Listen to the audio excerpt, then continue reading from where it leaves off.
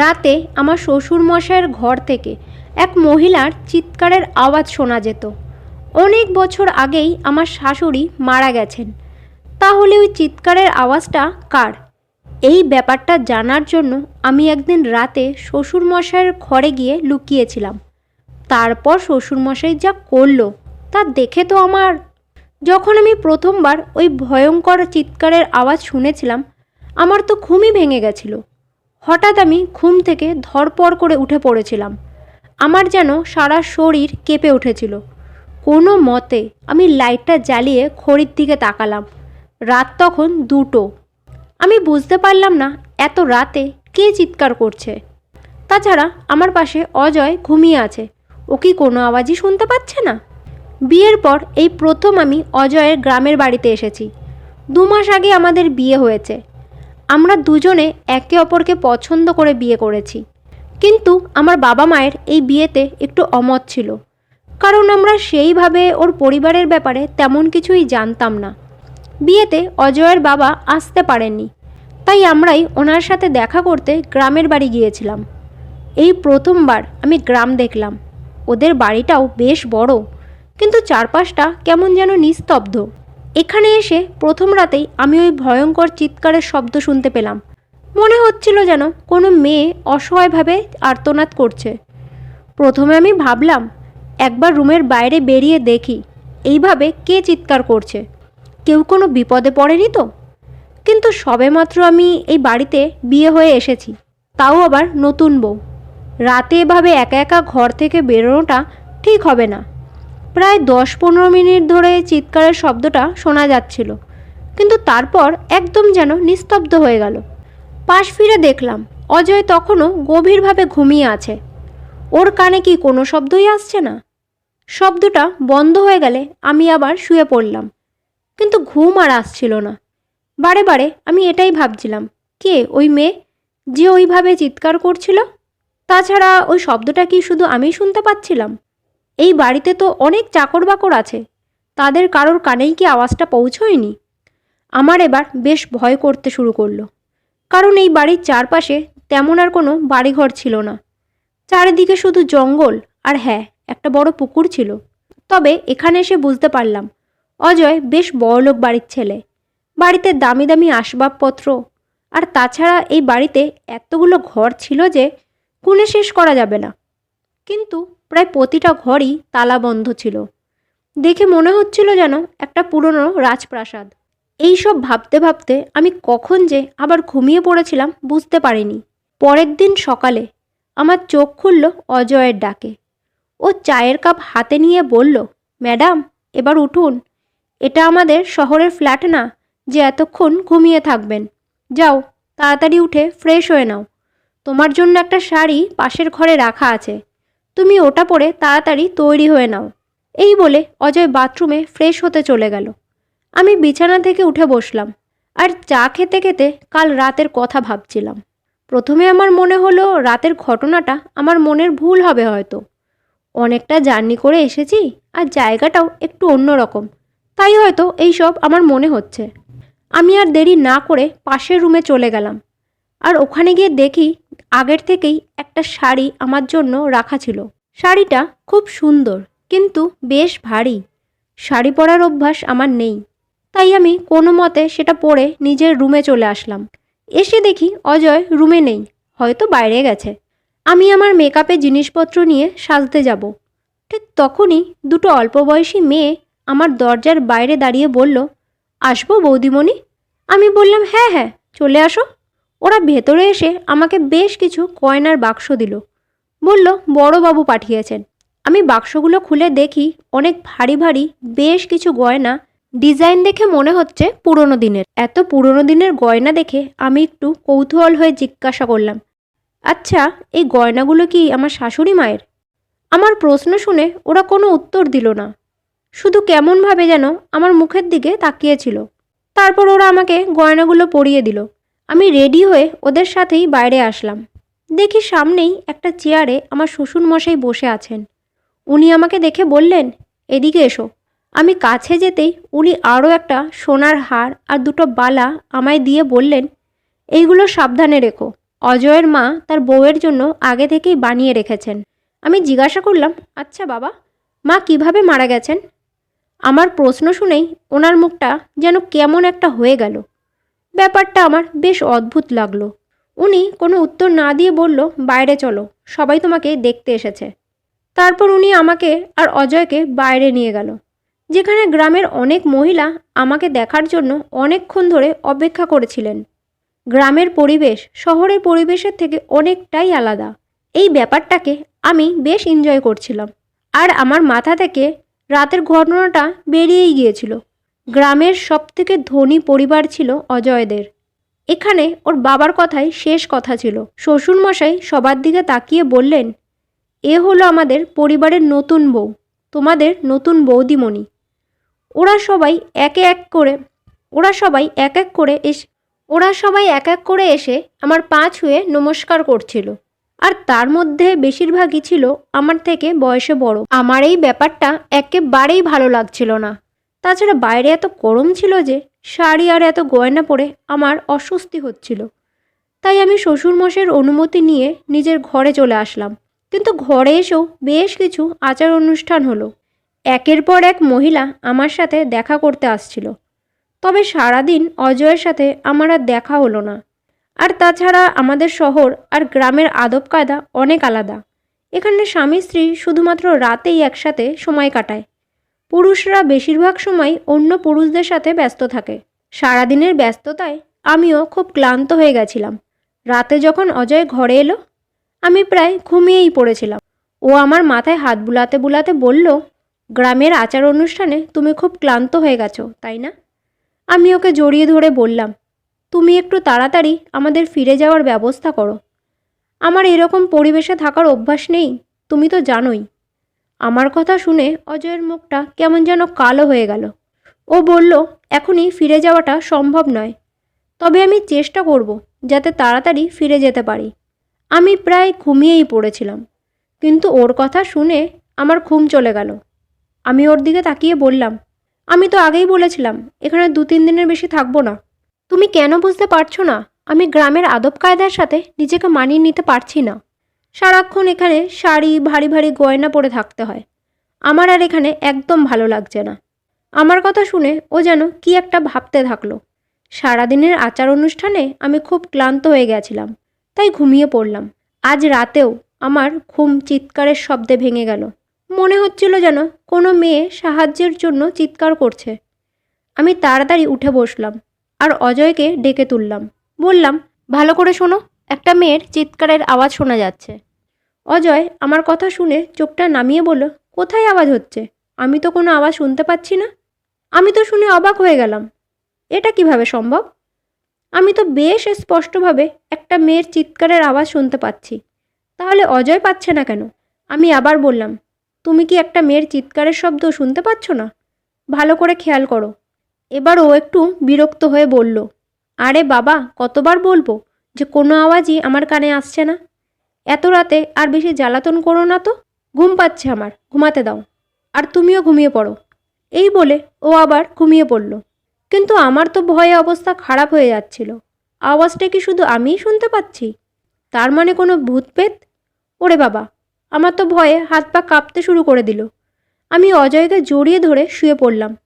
পরের দিন ঘুম থেকে উঠেই অজয়কে আমি আবার বললাম, যত তাড়াতাড়ি সম্ভব আমরা বাড়ি ফিরে যাব।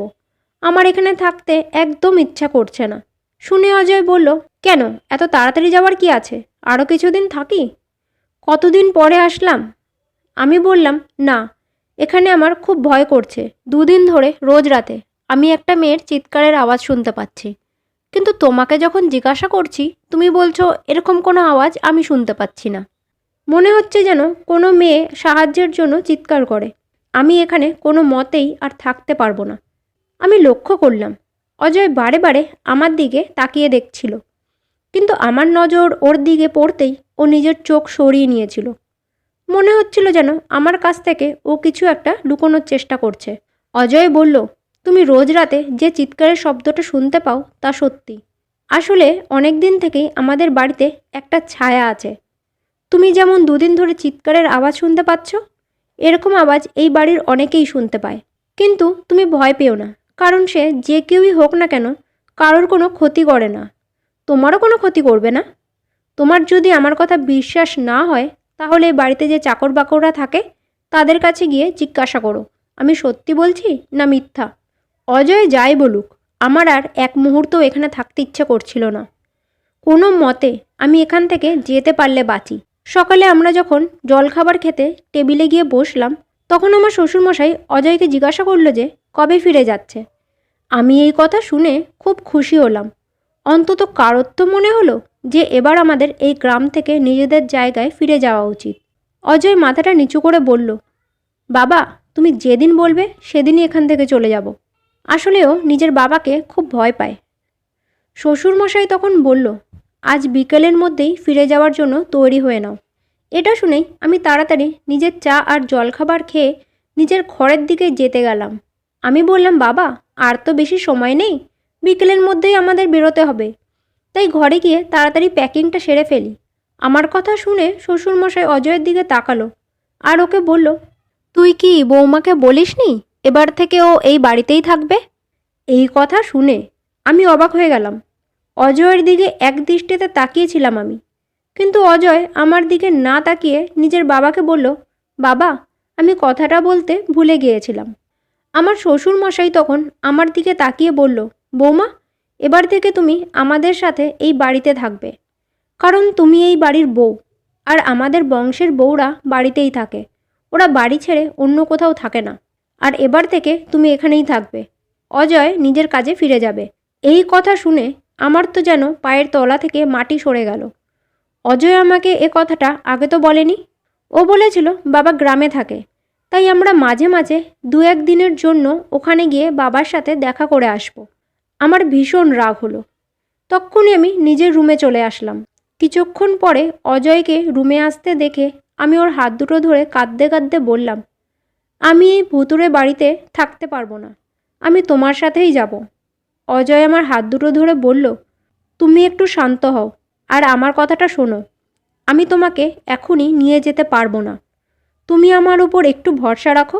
1-2 মাস পরেই আমি এখান থেকে তোমাকে নিয়ে যাব, শুধু কয়েকটা মাস তুমি এখানে থাকো। আমি বললাম, না, আমি তোমাকে ছাড়া এখানে একা একা কিছুতেই থাকতে পারবো না। এখানে আমি তোমাকে ছাড়া কাউকে চিনি না, আর তাছাড়া প্রতি রাতে যে আওয়াজটা শুনতে পাই তাতে আমার ঘুম ভেঙে যায়, আমি খুব ভয় পাই। অজয় আমাকে বলল, তুমি এই সব আওয়াজে একদম কান দিও না। আমি তোমাকে বলছি তো, ও যে কেউই হোক না কেন তোমাকে কিচ্ছু করবে না। তুমি তো আমাকে বিশ্বাস করো, আমার উপর একটু ভরসা রাখো। তুমি শুধু দরজাটা বন্ধ করে শোবে। আর হ্যাঁ, রাতের যে কোনো আওয়াজই আসুক না কেন তুমি ঘর থেকে বাইরে বেরোবে না। অজয়ের এই কথায় আমি তো আরও বেশি ভয় পেয়ে গেলাম। আমি ওর দিকে তাকিয়ে বললাম, অজয় আমি রাত্রে একা কিভাবে শোবো? ও কিছুক্ষণ ভেবে বলল, ঠিক আছে, আমি বাবাকে বলে একটা কাজের মেয়ের ব্যবস্থা করে দেবো, রোজ রাতে ও তোমার ঘরেই শোবে। কিন্তু তুমি শুধু একটা কথাই মনে রেখো, বাবা যেন কোনো কারণে তোমার উপর রাগ না করে। আমি কয়েক মাসের মধ্যেই তোমাকে এখান থেকে নিয়ে যাব, তুমি চিন্তা করো না। বিকেলে অজয় ফিরে যাওয়ার জন্য বেরিয়ে পড়ল, আর আমি এই বাড়িতে একাই থেকে গেলাম। প্রতি রাতে একটা অল্প বয়সী কাজের মেয়ে আমার ঘরে শুতে আসতো। ও নিজের বিছানা মাটিতে পেতে শুয়ে পড়তো। আমি ওকে সোফায় শোয়ার কথা বলতাম, কিন্তু ও শুতো না। রাতে আবার যখন ঘুমের মধ্যে ওই চিৎকারের শব্দ শুনতে পেলাম, আমার ঘুম ভেঙে গেল। তখনই লক্ষ্য করলাম যে যখনই চিৎকারের আওয়াজ আসতো কাজের মেয়েটাও একটু এপাশ ওপাশ করতো। মনে হতো যেন ওর কানেও সেই আওয়াজটা যাচ্ছে। আমার একটু সন্দেহ হলো, মনে হলো হয়তো ও এই আওয়াজটা শুনতে পাচ্ছে। বেশ কয়েকবার আমি ওই মেয়েটাকে জিজ্ঞাসা করেছিলাম যে তুমি কি রাতে কোনো চিৎকারের আওয়াজ শুনতে পাও? কিন্তু যখনই আমি ওকে জিজ্ঞাসা করি ও কথাটা পাল্টে দেওয়ার চেষ্টা করে। মনে হয় যেন কিছু একটা লুকোনোর চেষ্টা করছে। ওর মুখে ফুটে ওঠা ভয় দেখে এটা তো আমি বুঝতে পেরেছিলাম যে অজয় আমাকে যে কথাটা বলেছিল সেটা সত্যি না। এই ঘটনা কোনো ভূত পেতেন না, এর পেছনে অন্য কোনো রহস্য লুকিয়ে আছে। তাই আমি ওকে বললাম, আমি জানি তুমিও এই আওয়াজটা শুনতে পাও। আমার কথা শুনে ও আমার সামনে হাত জোড় করে বলল, দোহাই বৌদিমণি, এই ব্যাপারে আপনি কাউকে কিছু জিজ্ঞাসা করবেন না, না হলে আপনার খুব বড় বিপদ হয়ে যাবে। ওর কথা শুনে এবার আমার কৌতূহল বেড়ে গেল। আমি ভেবে নিয়েছিলাম এবার যখন ওই চিৎকারের শব্দ শুনতে পাবো আসল কারণটা জানার চেষ্টা করব। রাতে চিৎকারের আওয়াজ শুনে আমি উঠে পড়লাম। তারপর আস্তে আস্তে পা টিপে আমি ঘরের বাইরে বেরোলাম। লক্ষ্য করলাম আওয়াজটা ওপরের ঘর থেকে আসছে। আমি তখন ধীরে ধীরে সিঁড়ি দিয়ে উপরে উঠলাম। ওখানে গিয়ে আমি আরও স্পষ্টভাবে আওয়াজটা শুনতে পাচ্ছিলাম। আমি শব্দটাকে অনুসরণ করে যেই ঘরের সামনে গিয়ে দাঁড়ালাম সেটা দেখে তো আমি অবাক হয়ে গেলাম, কারণ ওটা তো আমার শ্বশুর মশাইয়ের ঘর। এখান থেকেই তো একটা মেয়ে চিৎকারের শব্দ আসছে। আমি কোনো মতে সিঁড়ি দিয়ে নিচে নেমে নিজের ঘরে চলে আসলাম। তাহলে রোজ রাতে ওই আওয়াজ শ্বশুরমশাইয়ের ঘর থেকেই আসে? আমি তো ভাবতেই পারছিলাম না উনি এই রকম হতে পারেন। না আমার শাশুড়ি বেঁচে ছিলেন আর না শ্বশুরমশাই দ্বিতীয়বার বিয়ে করেছেন। তাহলে নিশ্চয়ই আওয়াজটা অন্য কোনো মেয়ের হবে। সবাই ওনাকে কত সম্মান করে, আর উনি এইসব ভাবতে ভাবতে আমার হাত পা ঠান্ডা হয়ে আসছিল। আমিও ওনাকে খুব সম্মান করতাম, কিন্তু আজ আমি নিজের চোখে যা দেখেছি সেটা তো মিথ্যা না। আমার মাথায় কিচ্ছু ঢুকছিল না যে আমি এখন কি করব। সারা রাত আমি জেগেই কাটালাম। সকালে যখন আমি খাবার টেবিলে গেলাম না, আমাকে না দেখে উনি আমার ঘরে এসে বললেন, কি হয়েছে বৌমা, শরীর খারাপ নাকি? আমি মুখে কোনো উত্তর না দিয়ে শুধু ঘাড়টা নাড়ালাম। উনি বলল, আর কিছু দিনের মধ্যেই অজয় গ্রামে ফিরে আসবে, তুমি চিন্তা করো না। আমি ওনার কোনো কথায় উত্তর দিলাম না। আমার তো ওনার দিকে তাকাতেই ইচ্ছে করছিল না। এত নোংরা একটা মানুষ যে দিনের বেলায় একরকম থাকে আর রাতের বেলায়, ছি ছি। আমি মনে মনে ঠিক করে নিলাম যে করেই হোক ওনার আসল চেহারা সবার সামনে আনবই। কিন্তু আমি জানতাম না যে এতে আমারই বিপদ বাড়বে। আজ রাতে আমি যখন আবার আওয়াজটা শুনলাম, আমি শ্বশুরমশাইয়ের ঘরের সামনে গেলাম আর আস্তে করে দরজাটা ফাঁক করে দেখলাম একটা 21-22 বছরের মেয়ে, যাকে দেখে গ্রামেরই মনে হচ্ছে। ওর চোখে মুখে ভয়ের ছাপ স্পষ্ট বোঝা যাচ্ছিল। ও হাত জোর করে বলছিল, দয়া করুন, আপনার দুটো পায়ে পড়ি, এমন কাজ করবেন না। কিন্তু আমার শ্বশুর মশাই ওর বুকের ওড়নাটা টান মেরে ছুঁড়ে ফেলে দিল। আর তারপর না না, আমি আর দেখতে পারলাম না। তাড়াতাড়ি করে নিচে চলে এসে ঘরের দরজাটা বন্ধ করে দিলাম। দরজা বন্ধ করার শব্দে শ্যামলী, মানে যে আমার ঘরে শুতো, ও ঘুম থেকে উঠে পড়ল। আমি হাঁপাচ্ছি দেখে ও সাথে সাথে আমাকে জল এনে দিল। তারপর আমায় বলল, আমি জানি বৌদিমণি আপনি কি দেখেছেন, কিন্তু আমি আপনাকে অনুরোধ করছি এই ব্যাপারে কাউকে কিছু বলবেন না, না হলে আপনার বড় বিপদ হয়ে যাবে। আপনি খুব ভালো মানুষ। আমি তখন শ্যামলীকে বললাম, না, এটা হতে পারে না। যে করেই হোক সত্যিটা আমি সবার সামনে আনবই। মেয়েদের সম্মান আমি এইভাবে নষ্ট হতে দেব না। জানি এই ব্যাপারে আমাকে কেউ সাহায্য করবে না, কিন্তু আমি একাই এর পেছনে লুকিয়ে থাকা সত্যিটা খুঁজে বার করব। শ্যামলী আমার কথা শুনে বলল, বৌদিমণি আমি আপনাকে সাহায্য করব, এখন আপনি ঘুমিয়ে পড়ুন। কিন্তু আমার আর ঘুম আসছিল না। আমি নিজের চোখকে বিশ্বাসই করতে পারছিলাম না। শ্বশুরমশাইয়ের এ কী ভয়ঙ্কর রূপ দেখলাম আমি তক্ষুনি অজয়কে ফোন করে বললাম, তুমি আমার কাছ থেকে এত বড় সত্যিটা কেন লুকিয়েছ? কেন মিথ্যে বলেছ যে বাড়িতে কোনো আত্মা আছে? আসলে ওটা কোনো ভূত পিশাচের আওয়াজ না। রোজ রাতে যে কান্নার আওয়াজ আসে সেটা এই গ্রামেরই মেয়েদের, যাদের সম্মান তোমার দেবতাসুলভ বাবা নষ্ট করে। হ্যাঁ, তোমার বাবা গ্রামের মেয়েদের সম্মান নিয়ে খেলা করে, আর আমি সেটা জেনে গেছি। এবার আমি এই কথাটা সবাইকে বলে দেবো। তোমার বাবার নোংরা মুখোশটা খুলে ফেলে দেবো এবার আমি। আমার মুখে যা আসছিল তাই বলছিলাম। আমার কথা শুনে অজয় বলল, শোনো, তুমি যা দেখেছো সেটা ভুলে যাও আর নিজের মুখটা বন্ধ রেখো, যেমন বাকি সবাই নিজেদের মুখ বন্ধ রেখেছে। আবারও বলছি, যা দেখেছো তা ভুলে যাও, না হলে তোমার অবস্থা কিন্তু খুব খারাপ হবে। তুমি ভাবতে পারবে না বাবা তোমার সাথে কি করতে পারে। তোমাকে প্রাণে মেরে দেবে, বুঝেছো? আমি আর কিছুদিনের মধ্যেই বাড়ি আসছি। আমি তোর কথা শুনে বিশ্বাসই করতে পারছিলাম না যে ও এইসব কথা বলছে। তার মানে ও নিজের বাবারই নোংরা স্বভাবের কথা আগে থেকেই জানতো। আমি রাগে ফোনটা কেটে দিলাম আর ভেবে নিলাম যে করেই হোক অজয়ের বাবার বিরুদ্ধে আমি প্রমাণ জোগাড় করবই। অনেক ভেবে আমার মাথায় একটা বুদ্ধি এলো। একদিন আমি বাড়িতে বললাম যে শরীরটা আজকে খুব খারাপ। এই বলে আমি নিজের ঘরে দরজাটা বন্ধ করে বসে থাকলাম। আমি জানতাম যে শ্বশুরমশাই উপরের ঘরে কখন যান। উনি যাওয়ার আগেই আমি আর শ্যামলী পেছনের দরজা খুলে সিঁড়ি দিয়ে ওপরে চলে গেলাম আর ঘরে ঢুকে আলমারির পিছনে গিয়ে লুকিয়ে পড়লাম। অনেকক্ষণ ধরে অপেক্ষা করার পর ঠিক রাত যখন 2টো, আমার শ্বশুর ঘরে এলো আর খাটে এসে বসলো।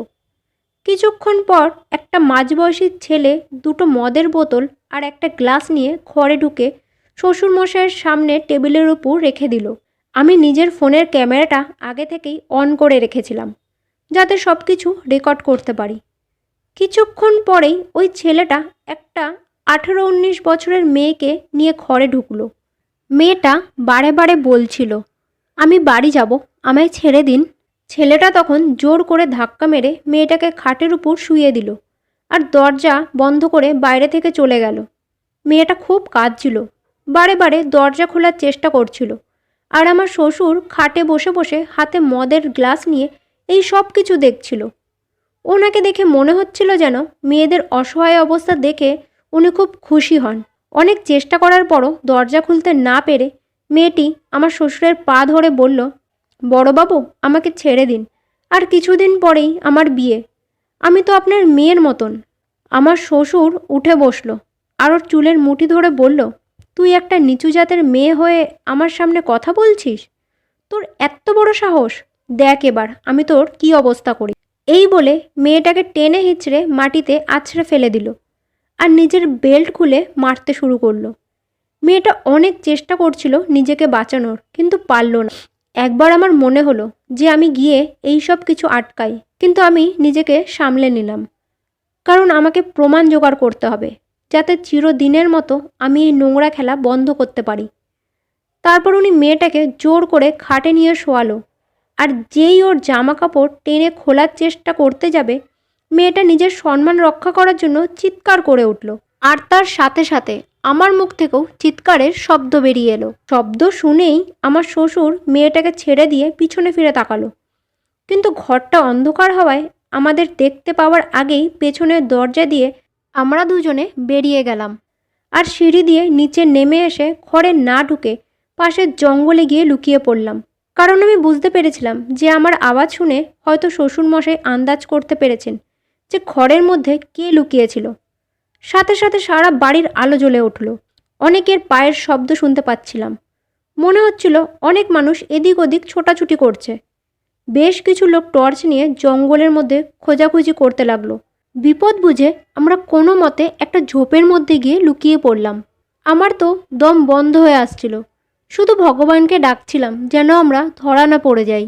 কিছুক্ষণ পর লোকগুলো ওখান থেকে চলে গেল। শ্যামলী বলল, এবার চলুন বৌদিমণি। শুনে আমি বললাম, কোথায় যাব? এই অন্ধকারে তো কিছুই দেখা যাচ্ছে না, তাছাড়া যেতে গিয়ে যদি ধরা পড়ে যাই।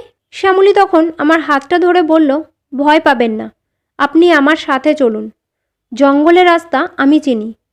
আমরা জঙ্গলের মধ্যে দিয়ে হাঁটতে শুরু করলাম। বুঝতে পারছিলাম না কোথায় গিয়ে পৌঁছাবো। খুব ক্লান্ত লাগছিল, তবুও আমরা আরও জোরে হাঁটতে শুরু করলাম। এদিকে রাত প্রায় শেষ হতে যাচ্ছে। যে করেই হোক সকাল হওয়ার আগে জঙ্গল পার করতেই হবে। কোনো উপায় না দেখে এবার আমরা দৌড়াতে শুরু করলাম। দৌড়াতে দৌড়াতে আমরা বড় রাস্তার কাছে এসে পৌঁছালাম। ততক্ষণে ভোরের আলো ফুটে গেছে। রাস্তায় একটা ট্যাক্সি দাঁড় করানো দেখে শ্যামলী বলল, বৌদিমণি এই গাড়িতে উঠে পড়ুন। আমিও আর বেশি কিছু না ভেবে ওর কথা মতন ট্যাক্সিতে উঠে পড়লাম। উঠে দেখি গাড়ির মধ্যে অজয় বসা। ওকে দেখে আমি ভয় পেয়ে গাড়ি থেকে নামতে যাব, ঠিক তখনই অজয় আমার হাতটা টেনে ধরে বলল, গাড়ি থেকে নেমো না, প্রতাপ রায়ের লোকজন এই রাস্তা দিয়ে ঘোরাঘুরি করছে। শুনে আমি বললাম, তুমি নিজেও তো ওনারই ছেলে। শ্যামলী তখন বলল, না বৌদিমণি, দাদা বড়বাবুর ছেলে না। আমি শুনে অবাক হয়ে গেলাম, মানে ওই জঘন্য লোকটা তোমার বাবা নন? অজয় তখন একটু চুপ করে থেকে বলল, না, আসলে আমার বাবা ওনার বিশ্বস্ত চাকর ছিলেন। প্রতাপ রায় গ্রামের প্রতিটা মেয়েরই ইজ্জত নষ্ট করে, শুধুমাত্র আমার বোনকে উনি দয়া করে ছেড়ে দিয়েছেন, আর ওর পড়াশোনা বিয়ের দায়িত্ব উনিই নিয়েছেন। তার বদলে উনি আমাকে ছোটবেলা থেকেই নিজের কাছে রেখে দিয়েছিলেন। ওনার কোনো সন্তান নেই, তাই প্রতাপ রায়ের সব কুকর্মের কথা আমি জানি। শুধুমাত্র বোনের কথা ভেবে আমি চুপ করে সব কিছু মেনে নিয়েছি। আমি বললাম, চিন্তা করো না, ওনার এই নোংরা খেলা এবার আমি বন্ধ করব। বাড়ি পৌঁছে আমার এক বন্ধু, যে একজন পুলিশ অফিসার, তাকে আমি ভিডিওটা দেখালাম আর সব কথা বললাম। তারপর আমার বন্ধুর সাহায্য নিয়ে আমি এই নোংরা খেলাটাকে বন্ধ করলাম। পুলিশ প্রতাপ রায়কে অ্যারেস্ট করলো। দেখতে দেখতে আজ প্রায় 3 বছর হয়ে গেল। আমাদের একটা ছোট বেবি হয়েছে, আর শ্যামলীও আমাদের বাড়িতেই থাকে। কিন্তু আজও আমি কখনো কখনো ঘুমের ঘরে কেঁপে উঠি। মনে হয় যেন সে চিৎকারের শব্দ আজও আমার কানে ভেসে আসছে। বন্ধুরা, আজকের গল্পটা আপনাদের কেমন লাগলো কমেন্টস করে অবশ্যই জানাবেন। যদি গল্পটা ভালো লেগে থাকে তাহলে ভিডিওটাকে একটা লাইক আর চ্যানেলটাকে সাবস্ক্রাইব করার অনুরোধ রইল।